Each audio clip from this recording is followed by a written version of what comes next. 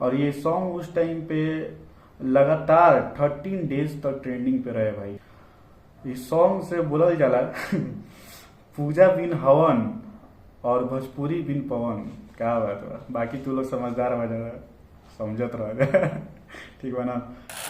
प्रणाम भाई, हम अंकित सिंह, हमारे चैनल के नाम बा डीएनआर रिएक्ट्स, ठीक बा। और ये पुराना गाना है लेकिन आज भी मार्केट में आग लगेले बा पवन भैया के, ठीक बा। फर्स्ट वीडियो 2 साल पहले रहे, आई रहे, आज यह 5 के, और इस साल आई रहे, एक बाद वाला साल में आई रहे 5 के नाचे आई है ठीक बा। तो वो सॉन्ग आयल रहे जेपी स्टार पिक्चर भोजपुरी पे, और ये सॉन्ग आयल रहे बे म्यूजिक पे, ठीक बा। तो आप लोग के प्यार देख के भाई बहुत खुश बनी हम, ठीक बा।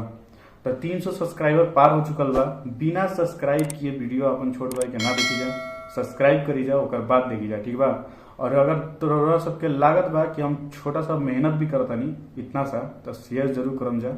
और लास्ट वीडियो भाई अपलोड हो गई बा पवन भैया के, जो 2 साल पहले सॉन्ग आयल रहा है वो सॉन्ग भी अपलोड हो गई बा, तुरंत हो गई बा, ठीक बा। तो जाके व्यू दी जा, प्यार दी जा अपन। और ये सॉन्ग भी आगे है, मतलब उस टाइम चैनल का नाम बनल रहा है, तो ये सॉन्ग भी हम ले लेते नहीं कहीं कि बाकी सब भी पवन भैया के जो जन्मदिन बा कल, मतलब 5 तारीख है, ठीक बा। तो बाकी सब सॉन्ग भी बनाइए तो अंजा, तो वो सब के सॉन्ग के साइड रख के पवन भैया के मेन सॉन्ग ही उठा लेनी हम, ठीक बा। कहीं कि उस टाइम हमारा चैनल ना रहे, तो चलो जब मस्ती करेंगे, इंजॉय करेंगे।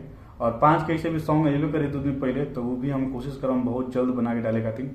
और वीडियो में बनाओ रही जाए। चलो तो बिना देरी करे स्टार्ट करेंगे।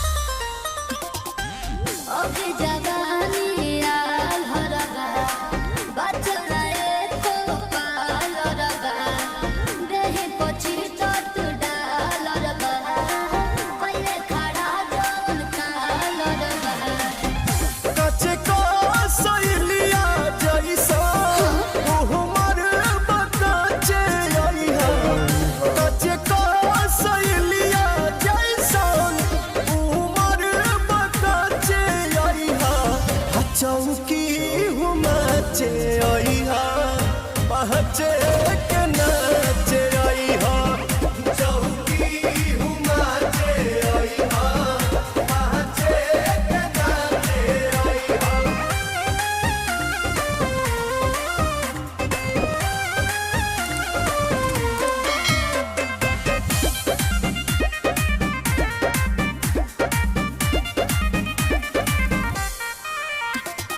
तोहरे के पहिला देतानी इनविटेशन, चाहबू त ढेर दिल चाही रिले।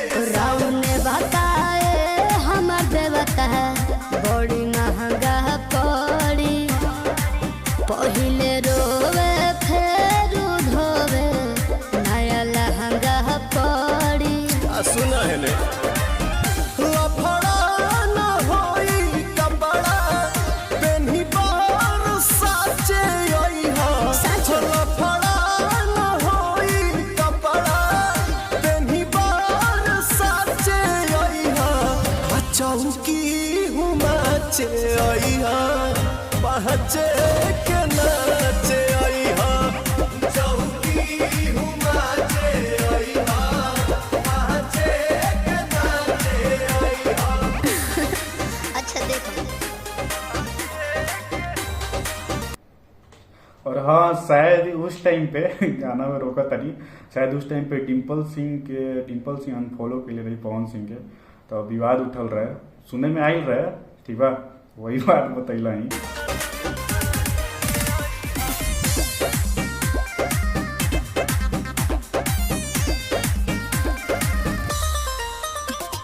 रोकी कवन हई राजा हम मन के, कह दिहा बात भरोजन पवन के। जिया क्या बात बोल रहे हो, रोकी कवन है राजा हम मन के, सुनो तो मन के, और कह दिया बाटे परोजन पवन के। क्या लाइन है भाई, ई लाइन मजा है। कह दिहा बाटे परोजन पवन ऐसे तिहने जवानी नानी लगम करो प्रियंसु आंसू धांसू पुरगराम करो। चूल्ही में लवना लागी सहे तुआ चे अइहा चूल्ही में लवना लागी सहे तुआ चे अइहा चौकी हुमा चे अइहा अच्छा पहचे के नाचे अइहा चौकी हुमा चे अइहा पहचे के नाचे अइहा। ठीक बाजी। भाई मजा आएला पवन भैया के जो देखो पवन भैया ना एक आर्टिस्ट ना हो, समझ गए। इंग्लिश में अगर बोलल जाए भाई ना तो he is not a artist, he is on true emotion जुड़ल बा भाई, समझा तो हो जाए। और बाकी भाई आप लोग के गाना कैसन लगल जरूर बताई जाए भाई। हमारा तो सुनते के साथ ही सॉन्ग डांस एकदम चुलबुल काटे लगेला, समझ गए जा। डांस करे मतलब डांस लायक सॉन्ग बा, मजेदार बा। अभी भी मार्केट में भाई आग मचैले बा एकदम। तो हम सोचनी कि बनाई वीडियो और आप लोग भी प्यार दीजा, ठीक बा। इनका आवाज में जादू है भाई, तभी ना लाखों करोड़ों दिलों में रात करेला, समझा तो ना। आप लोग भी कमेंट करके जरूर बताइए जा। और ये सॉन्ग उस टाइम पे लगातार 13 डेज तक ट्रेंडिंग पे रहे भाई, 13 दिन, समझा तो जा।